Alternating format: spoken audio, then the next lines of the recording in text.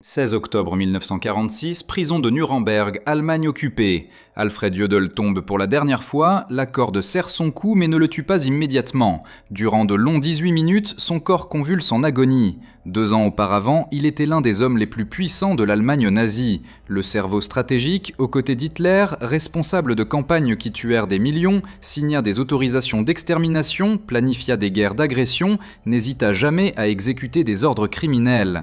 Mais qui fut Alfred Jodl, le général qui tomba en disgrâce au banc des accusés?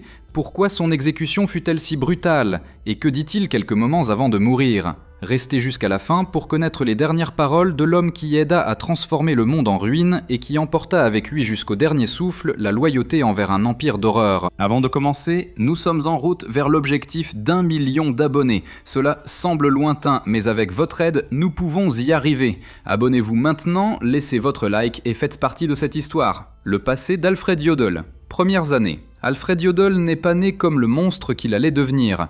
Le 10 mai 1890, dans la ville de Würzburg, alors partie de l'Empire allemand, il vint au monde hors mariage, un stigmate social qui marqua ses premières années dans une société rigidement hiérarchisée.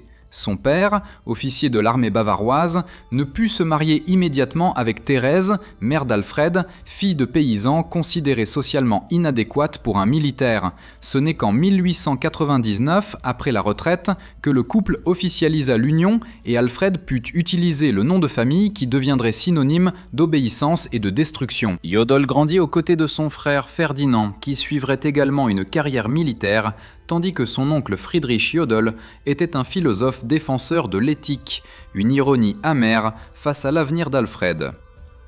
En juillet 1910, à 20 ans, il rejoignit le 4e régiment d'artillerie de l'armée bavaroise.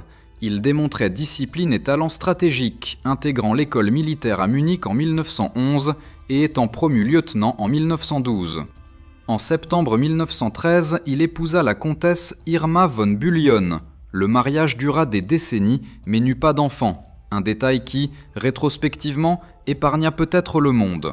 Avec l'éclatement de la Première Guerre mondiale en août 1914, il participa à la bataille de Sarrebourg, où il fut blessé, et retourna au front en mars 1915. Pour bravoure, il reçut la Croix de fer de 2e classe. Transféré en 1916 sur le front oriental, il commanda une batterie hongroise, et en 1918 retourna sur le front occidental comme officier d'état-major, recevant la Croix de fer de 1re classe, des compétences qui serviraient plus tard un régime mortel. L'armistice de 1918 mit fin à la guerre qui coûta des millions de vies et laissa l'Allemagne humiliée. Le traité de Versailles imposa de dures sanctions, pertes territoriales, limitations militaires sévères et lourdes réparations, alimentant des ressentiments qui façonneraient le destin d'hommes comme Jodl et l'avenir de l'Europe. La Nouvelle République et l'ascension du nazisme. Dans la République de Weimar nouvellement créée, qui gouverna l'Allemagne entre 1918 et 1933, Alfred Jodl maintint fermement son choix de vie. Poursuivre une carrière de soldat professionnel était une décision qui exigeait de la résilience, car le pays faisait face à une période de profonde turbulence. La monarchie s'était effondrée, l'économie était en ruine, et la fierté nationale écrasée par les termes humiliants du traité de Versailles. L'instabilité politique dominait, les extrémismes fleurissaient dans les rues et le marque allemand se dévaluait rapidement. Dans ce scénario de désespoir, ressentiment et chaos germaient les graines du nazisme. Jodl, distant des débats idéologiques qui enflammaient le pays, se concentrait sur l'accomplissement de sa mission avec rigueur technique et une apparente apathie politique. En 1924, il fut transféré au ministère de la Reichswehr à Berlin, un pas crucial pour qui cherchait l'ascension dans le milieu militaire. Entre 1928 et 1932, il agit comme instructeur de tactique et d'histoire militaire, formant silencieusement la nouvelle génération d'officiers allemands. Plus qu'une fonction bureaucratique, c'était une mission stratégique, préparer les futurs dirigeants d'une armée encore attachée à ses gloires passées. Dans cet environnement de restructuration voilée, Jodl resserra ses relations avec des figures clés du haut commandement. En février 1932, son supérieur Wilhelm Keitel, futur compagnon de condamnation à Nuremberg, le promut major. Quelques mois plus tard, en juin, Jodl devint chef de groupe au département des opérations du Truppenamt. Officiellement, il s'agissait d'un secteur technique de la Reichswehr, mais en pratique, c'était le déguisement pour l'état-major général, interdit par le traité de Versailles, mais maintenu actif dans l'ombre de la légalité. Au cœur de cet engrenage clandestin, Alfred plongea dans la planification stratégique pour reconstituer et amplifier les forces armées allemandes. Un travail méticuleux, patient et illégal. Les limitations imposées par les Alliés étaient ignorées avec une audace créative. Des clubs de planeurs devenaient des écoles d'aviation militaire. Des associations sportives cachaient des entraînements de combat, et des milices nazies comme la SA servaient de centres informels de formation pour une nouvelle infanterie. Au centre de ce schéma de dissimulation se trouvait lui, Alfred Jodl, pièce fondamentale pour rallumer la machine de guerre allemande. En janvier 1933, Adolf Hitler assuma le poste de chancelier et le parti nazi arriva au pouvoir. Même ainsi, le réarmement poursuivait dans l'ombre. Le régime voulait plus que restaurer le pouvoir militaire. Il cherchait vengeance, expansion et domination. Ses objectifs étaient clairs et radicaux. Redessiner la carte de l'Europe d'après la Première Guerre. Hitler et ses partisans considéraient les frontières d'après-guerre injustes et illégitimes. Ils alléguaient que des millions d'Allemands avaient été séparés de leur patrie, privés du droit naturel à l'autodétermination.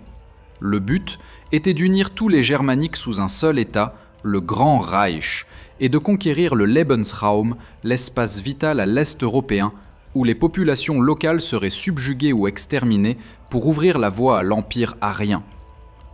La première grande étape de ce plan fut l'Autriche. Entre le 11 et le 13 mars 1938, eut lieu l'Anschluss, l'annexion du territoire autrichien au Troisième Reich. Célébrée par des milliers dans les rues, elle fut présentée comme la réunification historique de deux peuples frères.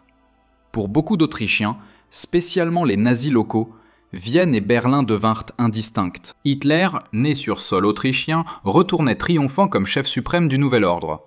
Bien que l'Occident vit l'Anschluss comme une agression, aucune puissance n'agit pour l'arrêter. L'apathie des démocraties libérales alimenta la confiance du Führer et lui donna carte blanche pour les prochaines étapes de son expansion. À la fin de 1938, Jodl fut transféré à Linz, maintenant partie du Reich, assumant le commandement du 40e régiment d'artillerie. Aux yeux du public, une promotion commune. Pour lui, l'entrée définitive au centre des événements qui transformeraient l'Europe en un continent dévasté. Le monde marchait vers l'abîme, et Jodl, calculateur, obéissant et brillant techniquement, se préparait à devenir l'un des cerveaux derrière la plus grande machine de destruction que l'humanité ait jamais connue. L'apogée est la chute du Troisième Reich. La Seconde Guerre mondiale. Le 23 août 1939, seulement une semaine avant l'invasion de la Pologne qui embraserait l'Europe et déclencherait la Seconde Guerre mondiale, Adolf Hitler prit une décision décisive pour la carrière d'Alfred Jodl. Il le nomma chef de l'état-major des opérations de l'Oberkommando der Wehrmacht, OKW, le haut commandement des forces armées allemandes. Créé en 1938 pour unifier l'armée, la marine et l'aviation, l'OKW était en pratique l'instrument qui consolidait le pouvoir militaire absolu d'Hitler, le plaçant comme commandant suprême des forces armées.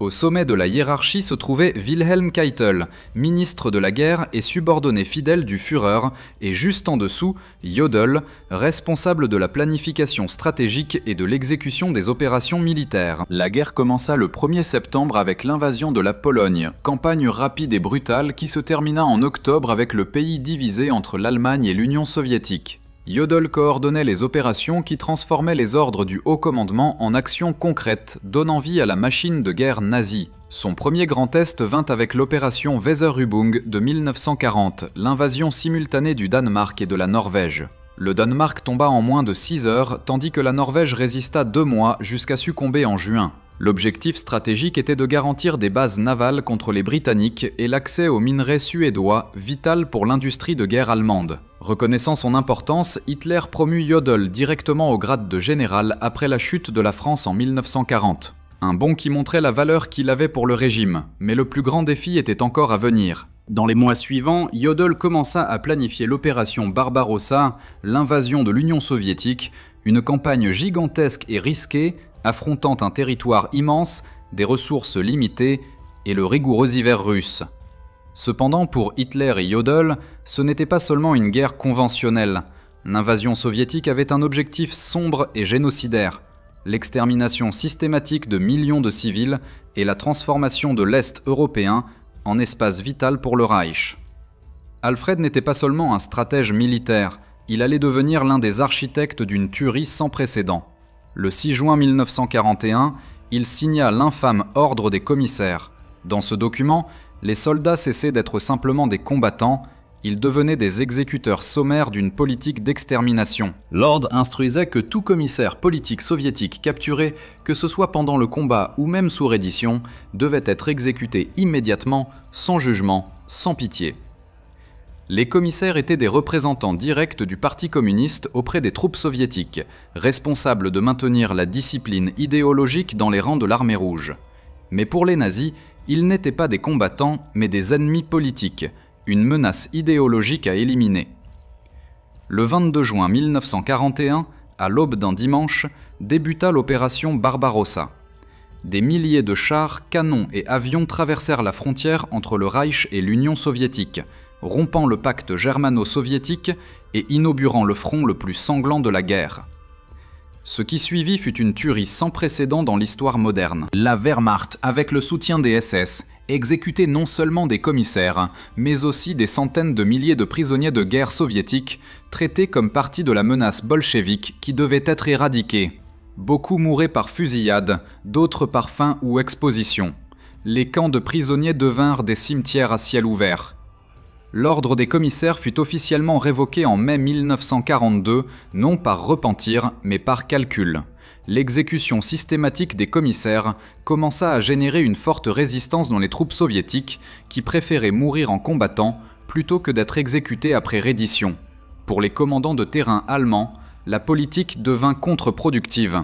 Mais Jodl ne reculait pas. Au contraire, encore en 1942, il signa une autre directive d'extrême brutalité, l'ordre des commandos. Selon ce document, tout soldat ennemi impliqué dans des opérations spéciales, commandos britanniques, saboteurs, espions en uniforme, devait être exécuté sur le champ, même s'il se rendait. C'était une violation claire des conventions internationales de guerre. Une fois de plus, la signature de Jodl était au bas d'un crime. Comment un homme éduqué, venant d'une famille respectable, pouvait-il devenir l'architecte bureaucratique de tant de cruauté ? La réponse réside peut-être non dans le fanatisme, mais dans quelque chose d'encore plus dangereux. L'obéissance technique, la loyauté aveugle et l'absence de compassion. À l'été 1942, durant les préparatifs de la grande offensive au sud de l'Union soviétique, le Fall Blau, Jodl commença à entrer en collision avec Hitler lui-même. Il croyait que les troupes désignées étaient insuffisantes pour les objectifs grandioses planifiés par le Führer, conquérir le Caucase, atteindre les champs pétrolifères de Bakou et en même temps capturer Stalingrad. C'était une opération qui exigeait de vastes ressources et une coordination précise, quelque chose qui devenait impossible face à l'intervention constante d'Hitler dans les décisions opérationnelles. Alfred critiqua durement la décision de diviser le groupe d'armées sud en deux colonnes distinctes au début de juillet 1942. Une marcherait vers le Caucase, l'autre vers Stalingrad. C'était une stratégie suicidaire et il le savait. Ces objections, bien que techniquement correctes, étaient politiquement risquées, et comme prévisible, elles furent ignorées par Hitler. Quand l'offensive commença à échouer et que les Allemands se virent stagner aux portes du Caucase, Jodl commit l'erreur qui aurait pu lui coûter sa carrière et peut-être sa vie. Face à Hitler, il refusa de tenir les commandants locaux responsables de l'échec. Il allégua froidement que les ordres avaient été exécutés à la lettre et que la faute revenait directement au Führer lui-même. Hitler explosa de fureur. Il commença à considérer le remplacement de Jodl par un officier plus docile, le général Friedrich Paulus, commandant de la 6e armée. La nomination aurait lieu dès que Paulus prendrait Stalingrad. Mais Stalingrad ne tomba jamais. Paulus serait vaincu et capturé en février 1943 avec environ 300 000 soldats. Le remplacement ne se concrétisa jamais. Malgré ce moment tendu, Jodl ne rompit pas avec le régime. Comme Keitel, son supérieur direct, il continua loyal. Il maintint le ton révérencieux dans les réunions avec Hitler, loua ses qualités stratégiques. Et surtout, il continua à exécuter chaque ordre qu'il recevait, aussi criminel fût-il. En février 1944, comme récompense pour son action, il fut promu au grade de général-colonel, l'un des plus élevés de la hiérarchie militaire. C'était la reconnaissance de l'importance d'Alfred dans l'engrenage de guerre nazie, même après les conflits personnels avec le Führer. Sur le plan personnel, sa vie passait également par des transformations. Le 18 avril 1944, son épouse Irma décéda après des décennies de mariage. Un an plus tard, le 7 avril 1945, avec Berlin sur le point de tomber, Jodl se remaria, cette fois avec Louise von Benda, une amie intime d'Irma. Comme dans le premier mariage, l'union ne laissa pas de descendance. Mais si le champ de bataille était déjà perdu, à l'intérieur du bunker, les ordres continuaient d'être émis et Jodl croyait encore pouvoir accomplir son devoir jusqu'à la fin. L'attentat contre Hitler. Le 20 juillet 1944, la guerre prendrait un tournant inattendu, du moins pour quelques heures.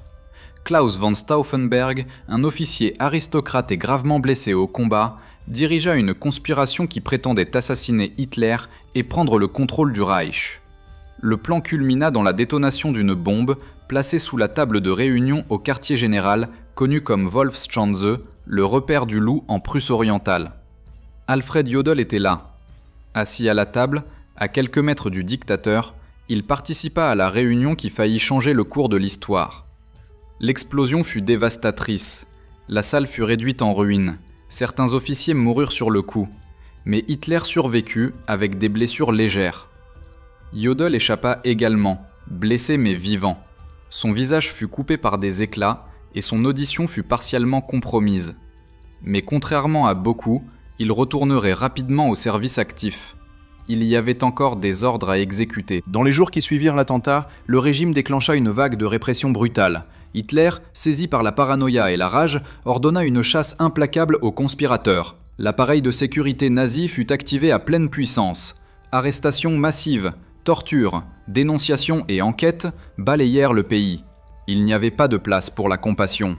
Les impliqués, ou même les suspects, étaient traînés devant les infâmes tribunaux du peuple, où ils affrontaient des procès grotesques, présidés par Roland Fleisler, une figure hystérique et cruelle. Ces sessions n'étaient pas des audiences de justice, mais des spectacles d'humiliation publique.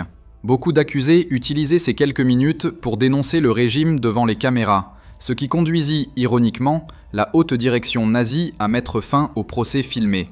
À la fin de la répression, les chiffres étaient effarants. Plus de 7000 personnes arrêtées et environ 4980 exécutées, certaines avec des preuves minimes, d'autres sans aucune preuve concrète. C'était une purge interne qui, en brutalité et en échelle, rivalisait avec les purges promues par Staline en Union soviétique. Même blessé et conscient de la fragilité du régime, Jodl resta à son poste et pas seulement cela, il continua à signer des ordres avec le même zèle technique et la même froideur bureaucratique. Le 28 octobre 1944, par le biais d'un simple téléx, Alfred Jodl ordonna le début de l'opération Nordlicht, une mesure désespérée du haut commandement allemand pour contenir l'avance soviétique dans l'extrême nord de la Norvège. L'ordre était clair et brutal, évacuer de force la population civile à l'est du fjord de Lingen et détruire toutes les maisons, granges, routes et installations qui pourraient de quelque manière être utiles à l'ennemi. Peu après, plus de 40 000 Norvégiens furent arrachés de leurs maisons sous la menace des armes. Des milliers de constructions furent brûlées ou démolies. Des villages entiers disparurent de la carte. Enfants, personnes âgées et femmes enceintes furent obligés de marcher pendant des kilomètres sous le froid tranchant de l'hiver arctique, sans abri, sans nourriture, sans destination claire. C'était la politique de la terre brûlée poussée à ses dernières conséquences, non contre des soldats mais contre des civils. La chute du Troisième Reich. Peu de temps après, le 30 avril 1945, alors que les bombes tombaient sur Berlin et que l'armée rouge avançait implacablement dans les rues de la capitale allemande, Adolf Hitler pressa la gâchette à l'intérieur de son bunker souterrain. À ses côtés, Eva Braun, avec qui il s'était marié quelques heures auparavant, ingéra du poison. Le Führer quittait le monde comme il avait vécu, enveloppé dans la fantaisie, la destruction et le fanatisme. Le Troisième Reich, dont on disait qu'il était destiné à durer 1000 ans, s'était effondré en seulement 12. Mais son court règne avait laissé derrière lui un héritage de sang, de ruines et un trauma qui marquerait l'humanité à jamais. Avec le suicide d'Hitler, la direction de ce qui restait de l'Allemagne tomba dans les mains de Karl Dönitz, un amiral au profil discret qui avait été nommé comme successeur dans les derniers testaments du Führer. Tentant d'éviter l'anéantissement complet, Dönitz assuma une mission ingrate. négocier les termes de la reddition d'un empire effondré. À cette hauteur, plusieurs redditions régionales étaient déjà en cours, principalement à l'ouest, où les soldats allemands préféraient se rendre aux Américains ou aux Britanniques, évitant la vengeance des Soviétiques, dont la fureur était alimentée par des années d'atrocités nazies sur le sol russe. Dans l'espoir de sauver le plus grand nombre possible de troupes et de civils de la répression soviétique, Dönitz envoya Alfred Jodl, agissant encore comme chef des opérations de l'OKW, pour négocier la reddition avec les alliés occidentaux. À Reims, en France, Jodl présenta un plan limité, la reddition seulement des troupes qui combattaient encore sur le front occidental. C'était une tentative stratégique de maintenir une partie de l'armée en activité à l'Est, permettant à des millions de soldats et de réfugiés de traverser vers les zones contrôlées par les Alliés avant que les Soviétiques ne les atteignent. Mais le général Dwight D. Eisenhower, commandant suprême des forces alliées, ne tomba pas dans le piège. Il exigea la reddition totale et inconditionnelle de toutes les forces allemandes sur tous les fronts, y compris celles encore engagées contre l'armée rouge. Si les termes n'étaient pas acceptés, Eisenhower menaça de mettre fin immédiatement à toutes les négociations et de fermer le front occidental, bloquant toute retraite allemande vers l'ouest. En pratique, cela signifierait condamner des centaines de milliers de soldats allemands à la capture ou à la mort par les mains des soviétiques. La pression fit effet. Karl Dönitz céda. Le 7 mai 1945, à 2h41 du matin, Alfred Jodl signa le document de reddition totale au nom du haut commandement des forces armées allemandes. Le lieu était une école transformée en quartier général allié à Reims. L'acte mettait officiellement fin à la guerre en Europe, du moins pour les alliés occidentaux. Mais la guerre, comme l'histoire, ne se termine pas toujours de manière simple. Vous aimez l'histoire? Profitez de ce moment pour vous abonner à la chaîne, activer la cloche des notifications et laisser votre j'aime. En faisant cela, vous garantissez que vous ne manquerez aucune nouveauté et vous nous aidez également beaucoup. Commentez « Je veux plus d'histoire » pour soutenir notre travail et nous encourager à continuer à apporter des contenus comme celui-ci. Tout est prêt? Alors décortiquons les derniers chapitres de la vie d'Alfred Jodl. La fin d'Alfred Jodl, l'interférence soviétique et les procès. Quelques heures après qu'Alfred Jodl eut signé la reddition à Reims, le haut commandement soviétique réagit avec indignation. Pour Moscou, cet acte était politiquement inacceptable. Les soviétiques s'argumentaient que la reddition avait été signée par un représentant délégué de Karl Dönitz, un civil qui, bien que chef d'État, ne possédait pas d'autorité militaire légitime, et ne représentait pas non plus ce qui restait de la chaîne de commandement des forces armées allemandes. Ils exigeaient que la signature finale vienne d'une figure qui symbolise tout l'appareil militaire nazi, le maréchal Wilhelm Keitel. Mais il y avait aussi une autre raison, plus symbolique et profondément enracinée dans la mémoire allemande. Les soviétiques craignaient qu'une reddition limitée, loin de Berlin, et signée par des représentants de seconde ligne, alimente un nouveau mythe du coup de poignard dans le dos. La légende de l'après-première guerre qui soutenait que l'armée allemande n'avait pas été vaincue sur le champ de bataille, mais trahie par les civils et les politiciens à l'arrière. Un mythe que les nazis exploitèrent à l'épuisement pour justifier leur ascension. Pour éviter que ce poison historique ne renaisse, une nouvelle cérémonie fut organisée, cette fois au cœur de Berlin dévasté, sous contrôle soviétique. Dans la nuit du 8 mai 1945, au quartier général de l'armée rouge à Karlshorst, Wilhelm Keitel signa l'instrument de reddition inconditionnel. C'était l'acte final, incontestable et définitif, qui marquait la fin officielle de la Seconde Guerre mondiale en Europe. Les canons se turent, le Reich nazi cessait d'exister. 3 semaines plus tard, le 23 mai 1945, la justice rattrapa Alfred Jodl. Arrêté par les troupes britanniques, l'homme qui pendant des années avait coordonné des campagnes de conquête, d'occupation et d'extermination, n'était maintenant qu'un prisonnier de guerre, vêtu de gris, attendant le jugement du monde. Emmené à Nuremberg, il serait l'un des 24 accusés dans les procès historiques conduits par le tribunal militaire international. Un effort sans précédent pour tenir responsables les principaux dirigeants d'un régime pour crimes contre la paix, crimes de guerre et crimes contre l'humanité. Pour la première fois, le droit international jugerait la barbarie sur la base de lois écrites et de preuves documentées. Jodl fit face à 4 accusations centrales: conspiration pour commettre des crimes contre la paix, planification et conduite de guerre d'agression, crimes de guerre et crimes contre l'humanité. Additionnellement, il fut accusé d'avoir ordonné des déportations illégales de civils, d'implication dans des exécutions sommaires et de complicité dans des politiques d'extermination. Son épouse Louise von Benda intégra l'équipe de défense et resta à ses côtés jusqu'à la fin, un geste de loyauté personnelle face à la condamnation publique. Durant les interrogatoires et au tribunal, Jodl adopta une stratégie qui deviendrait standard parmi les accusés nazis. Il nia toute connaissance de l'Holocauste et allégua qu'il ne faisait qu'obéir aux ordres. Il se déclara innocent devant Dieu, l'histoire et le peuple allemand. C'était une défense désespérée qui ignorait les tonnes de documents signés par lui-même, ordres qui résultèrent directement en massacres et génocide. Le parquet présenta des preuves irréfutables, sa signature sur l'ordre des commissaires qui résulta dans l'assassinat systématique d'officiers politiques soviétiques capturés, l'ordre des commandos qui condamnait les soldats alliés à mort même lorsqu'ils se rendaient, des registres de sa participation active à la déportation de juifs du Danemark et des documents détaillés sur la planification de guerres agressives et d'occupations en violation des conventions internationales. Il était impossible de dissocier Alfred Jodl de l'engrenage de mort nazi. Exécution. Le 1er octobre 1946, après des mois de procès, le verdict fut lu. Alfred Jodl fut jugé coupable sur les 4 accusations. La sentence fut unanime, mort par pendaison. En tant que soldat, Jodl fit un dernier appel. Il demanda à être exécuté par fusillade, une fin considérée comme plus digne par les officiers militaires. Mais le tribunal refusa, non par formalisme, mais par principe. Ces crimes n'étaient pas militaires, c'étaient des crimes contre l'humanité. La dignité de l'uniforme avait été depuis longtemps enterrée sous les décombres de ces ordres. À l'aube du 16 octobre 1946, dans la cour de la prison de Nuremberg, 10 des principaux criminels de guerre nazis attendaient leur exécution. Le bourreau choisi fut le sergent John C. Woods, un Américain d'origine humble qui curieusement ne possédait aucune qualification formelle comme exécuteur. Woods conduisit les exécutions de manière irrégulière et selon de nombreux récits cruels.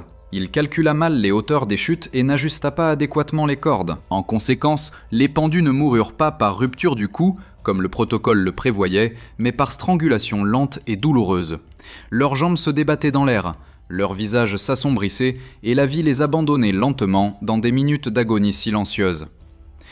Quand vint le tour de Jodl, il maintint sa contenance, monta à l'échafaud d'un pas ferme, regarda les présents et déclara « Ich grüße dich, Deutschland ». Je te salue, mon Allemagne éternelle. Ce furent ses dernières paroles. Pas une confession, ni une demande de pardon, mais une salutation patriotique vide de repentir. La corde fut ajustée, la trappe s'ouvrit, et Alfred Jodl agonisa pendant de longues 18 minutes avant de mourir. Il avait 56 ans.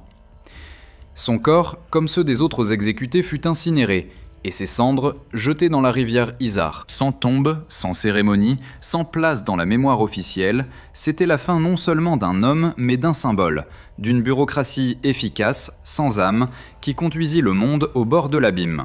Mais même après la mort, l'histoire d'Alfred Jodl garderait encore un dernier et déconcertant chapitre, controverse sur la mort. Curieusement, le verdict qui condamna Alfred Jodl à Nuremberg ne fut pas unanime dans son acceptation, même parmi les cercles militaires et politiques occidentaux. Au fil des années, certains officiers et analystes aux États-Unis commencèrent à questionner si l'assimilation de Jodl à d'autres criminels nazis de plus grande notoriété n'aurait pas été une mesure excessive. Pour eux, Jodl était un soldat, un stratège, quelqu'un qui accomplissait simplement des ordres, bien que durs et impitoyables, dans le contexte de la guerre.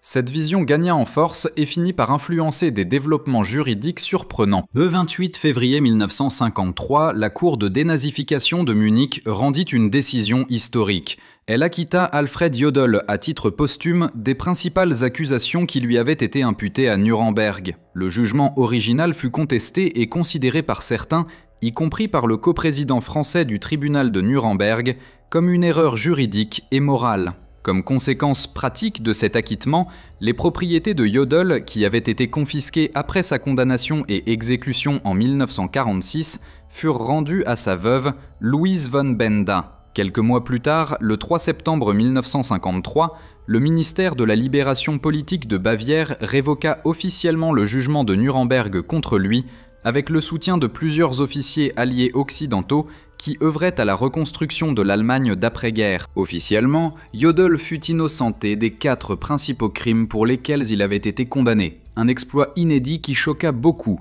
et généra des débats passionnés sur les limites de la justice, la mémoire historique et la responsabilité individuelle. Cependant, cette réhabilitation posthume ne peut effacer les faits documentés. Alfred Jodl signa des ordres qui conduisirent à l'exécution sommaire de milliers de personnes innocentes. Il participa activement à la planification et à la conduite de guerres d'agression qui causèrent la mort de millions. Il fut complice direct de crimes contre l'humanité à une échelle industrielle, collaborant au fonctionnement efficace de la machine génocidaire nazie. Sa compétence militaire, incontestable, fut tristement employée à des fins diaboliques.